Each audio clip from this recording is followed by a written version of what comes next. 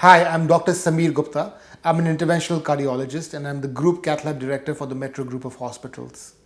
When I was in the US, I was exposed to the world of vascular medicine.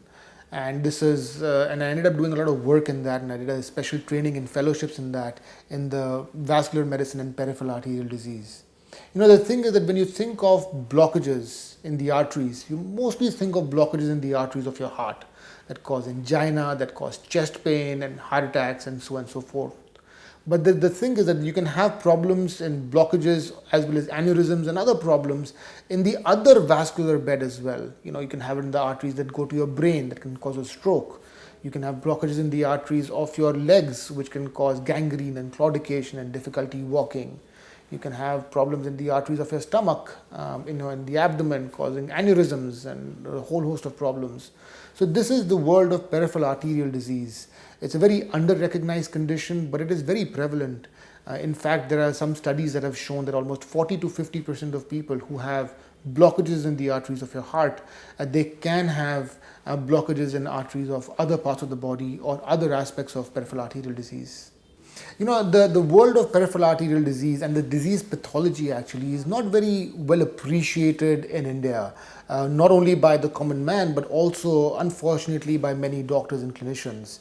A small example of this is, when you have gangrene, where your foot turns black and, it needs to be amputated, it is often seen by orthopedic doctors and plastic surgeons and general surgeons who go and they amputate that part of the body, or sometimes it's the hand, sometimes it's the legs, most commonly the legs.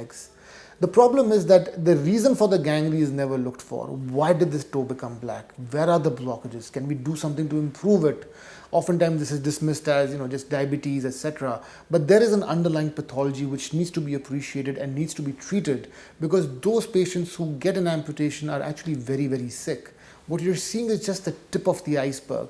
There are some studies that have shown that after an amputation, the mortality of these people is 25%. That means if 4 people get an amputation today, only at least one of them is going to die in the next 1 year. Now, that is a staggering statistic, and there is also cause for alarm. So there needs to be a lot more education and awareness about peripheral arterial disease, not just for gangrene but for other diseases as well. So here at Metro, we have a multidisciplinary approach to treating these patients with peripheral arterial disease. It's very important to understand that these patients with peripheral arterial disease, the most common cause of death in these patients is heart disease.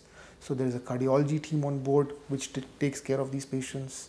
There is the plastic surgery team on board for those patients who require an amputation if the wound is not healing or any of those circumstances. And there is a full vascular team on board to treat these blockages, to improve flow and try and prevent the gangrene from spreading or maybe the wound from healing.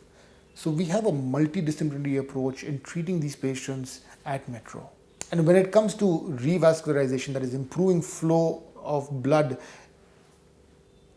and when it comes to revascularization, that is improving the blood flow to the gangrenous area, we have all the tools in the toolbox that are available anywhere in the world.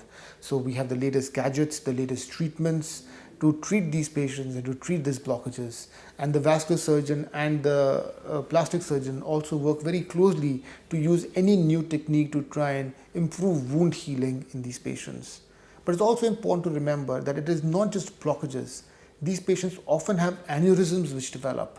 That is a very serious condition where the artery kind of balloons out, it dilates, and when it dilates a lot, it can burst. So we routinely do these procedures in our hospital where we are putting aneurysmal stents, where we're treating these aneurysms with stents and with other techniques to prevent it from bursting and prevent it from expanding further.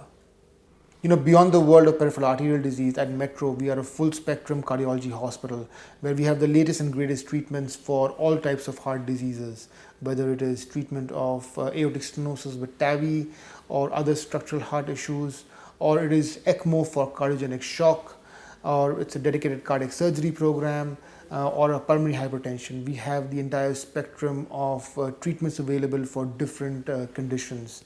In the near future, we are also planning to add a lot more gadgets as they come out, including laser, for example, for treatment of coronary artery disease.